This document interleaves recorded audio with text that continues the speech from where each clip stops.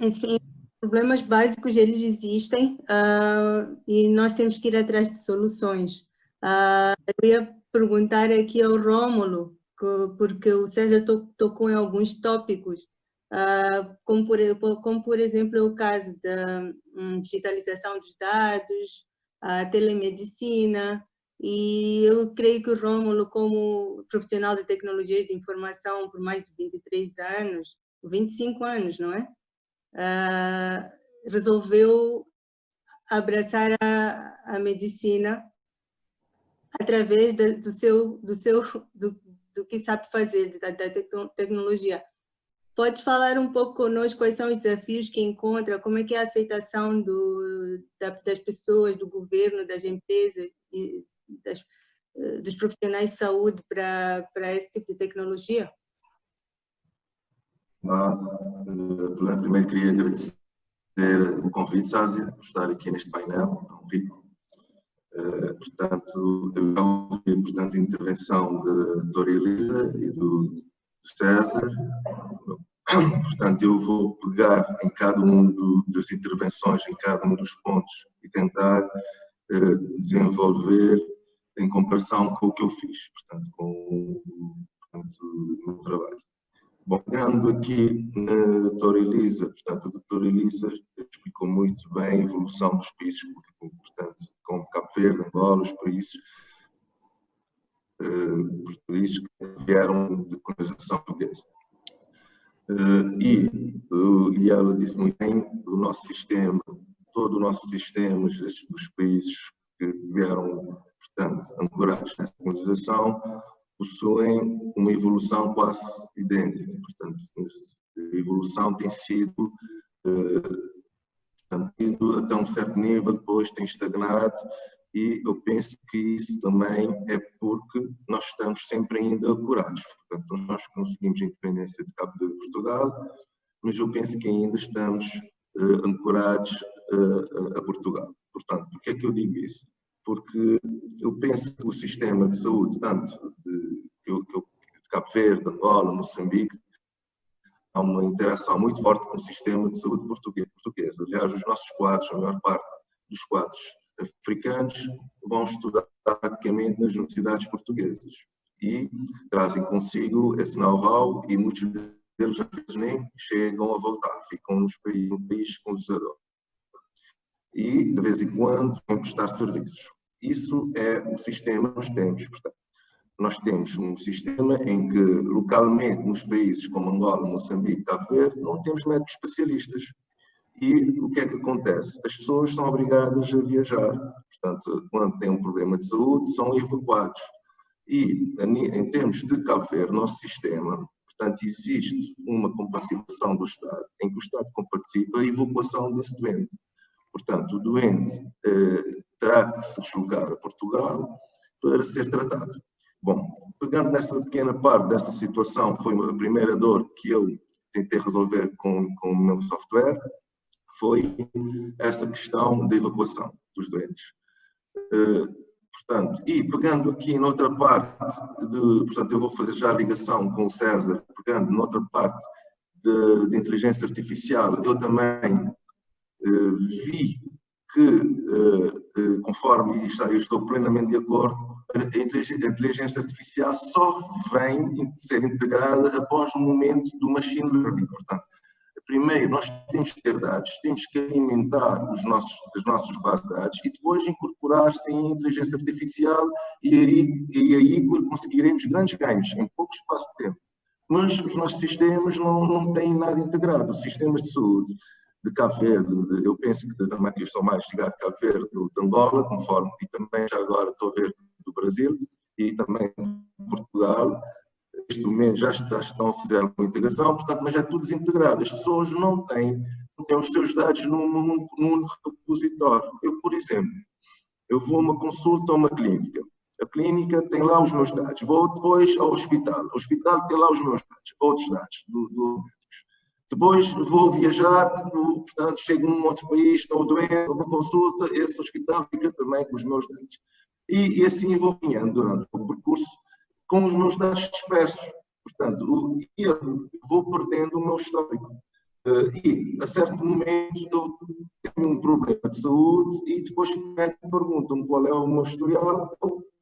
Como uma pessoa, vou tentando explicar ao médico, mas não vai lá, a informação não está no único repositório. Portanto, teria mais valor se tivesse tudo integrado, se tivesse tudo, a informação integrada e de fácil acesso. Um dos grandes desafios que nós vemos é quando a gente sai para a inteligência artificial para o mundo real.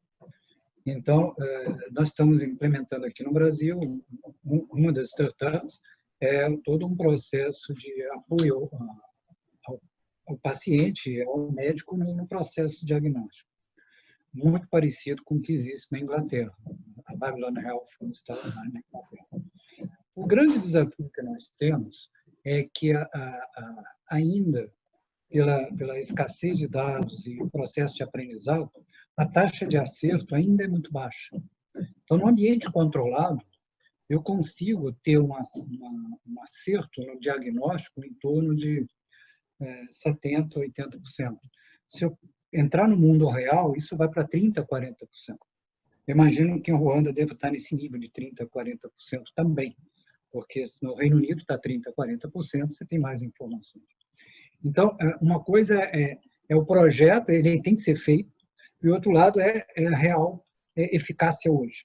Significa que a gente tem que parar? Não, a gente tem que começar, porque ele só vai aprender com o tempo. Temos que começar o mais rápido possível.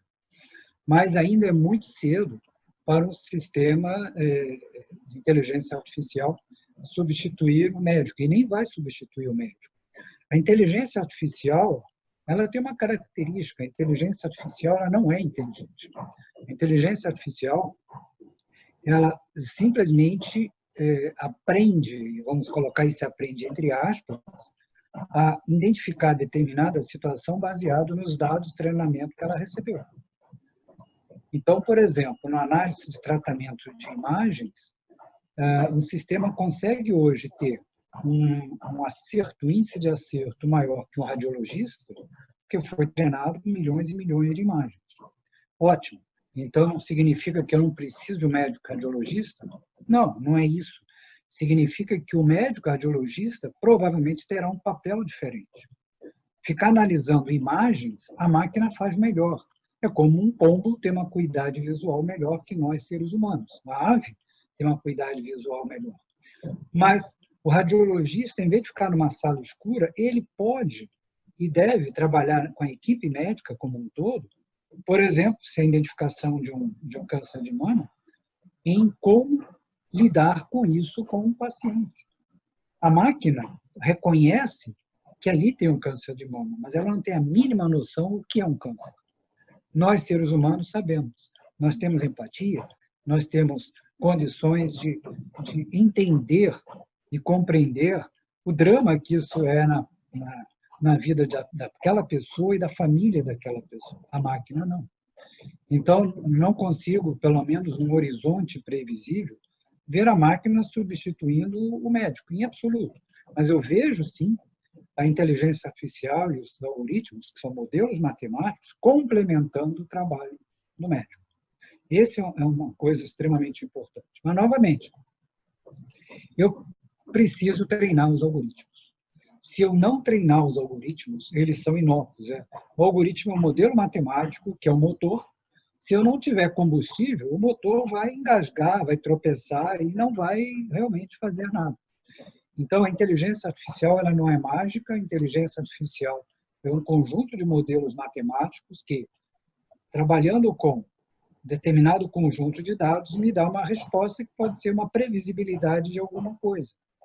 Esse é um potencial muito bom. Por exemplo, no caso do diagnóstico, você tem como fosse um processo, como o médico faz, um processo de amnésia, onde você tem, baseado em alguns sintomas, você define hipóteses, e em cima dessas hipóteses você tenta, de alguma forma, chegar à conclusão, olha, realmente confirmar uma dessas hipóteses como eventual processo diagnóstico.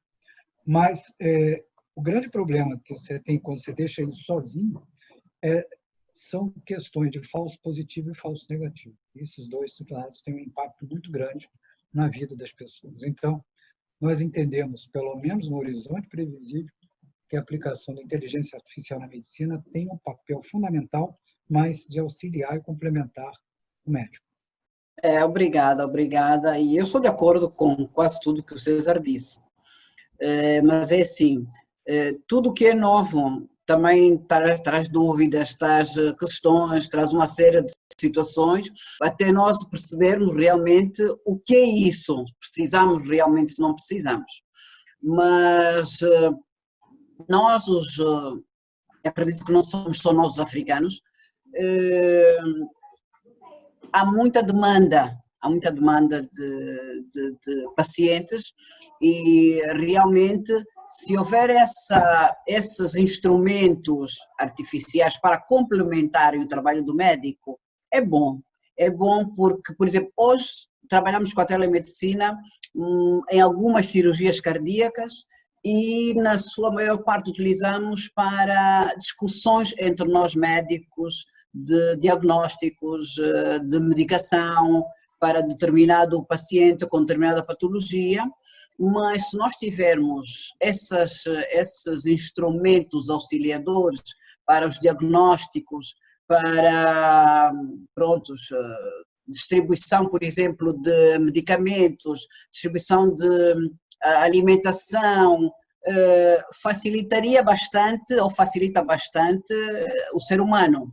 Mas há questões que têm que estar lá à mão do médico mesmo, porque uma medicina, uma consulta